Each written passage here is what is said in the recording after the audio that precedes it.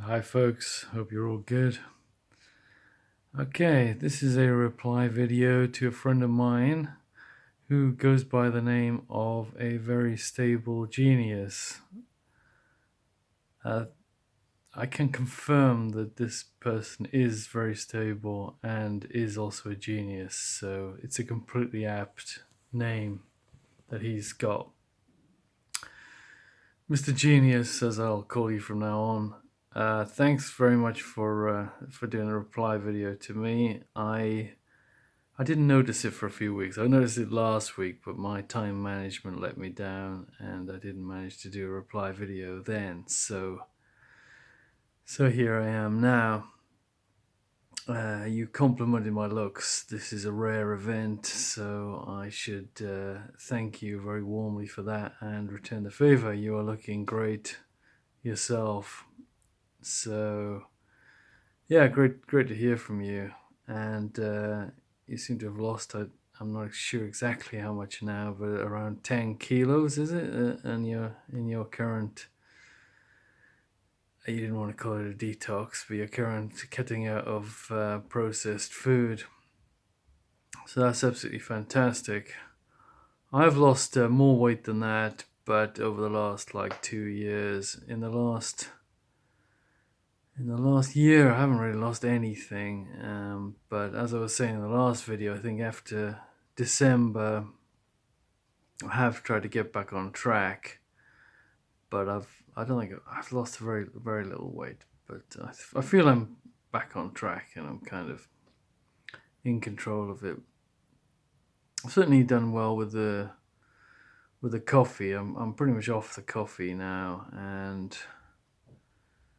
yeah, that's pretty good.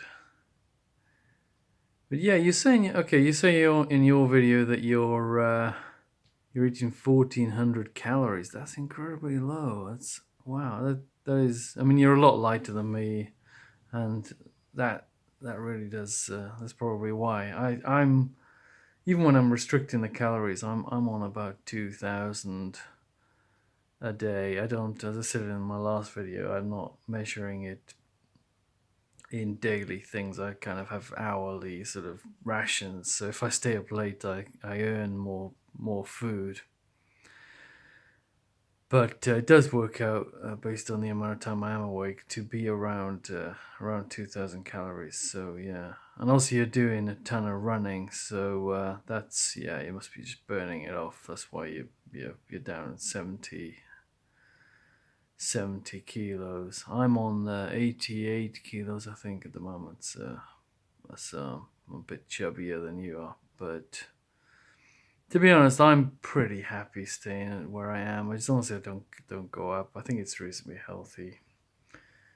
One slightly annoying thing is that I think I'm just over 20. My BMI is just over 25, and when they talk about BMI, I think they call it overweight if it's over 25. I think there's some research saying it's slightly less healthy to be overweight. So the where they've kind of cut it is this 25 point, which I'm just kind of hovering slightly above. I think I have to get down to, is it 86 kilos or something to get down to below this 25. But at the moment, I can't be asked to reduce my rations. I have during the last 2 years reduced my rations and increased them based on how it's going. But right now, I'm hungry quite a lot of the time, so I'm a little bit loath to reduce the rations just to get it, a bit lower. If I go another year and it's still plateauing, yeah, maybe I'll reduce my rations a little bit. Or if I have a bit of a breakthrough with finding filling sort of food that doesn't have much calories in it. So you mentioned in your video, Genius, that you eat a third of a pizza a week. Now, what I want to know is who's having this 2/3. It sounds like you're being treated very unfairly there. So yeah, that is pretty intriguing. Also, you say you're not eating any processed food. I think that's an amazing achievement. I'm at a point where I've definitely discovered the value of avoiding processed food. I won't really be eating pastry type stuff and that kind of thing, but it's just a matter of time. I just can't be asked to cook, prepare beans, as you're saying. Also, when you're counting calories, it's just painful to cook yourself because then you get huge amounts of things. You end up having to get the weighing scale out a lot, and it's just really nice to have a tin of something because it just says on the outside how many calories are in the tin. So, but I salute you for what you're doing. It's probably better for the environment and better for yourself. So, um, you mentioned an app or something you're using. That'd be quite interesting to know about. I haven't used any apps. I'm just doing it all in my head pretty much. And okay, you're talking about salt and potassium. I don't know anything about potassium. I have no idea how much potassium I'm eating and whether I should eat more. And salt, yeah, I have heard about salt being a bad thing, and I would like to reduce all the added salt and have just less salt because I'm sure it's not good.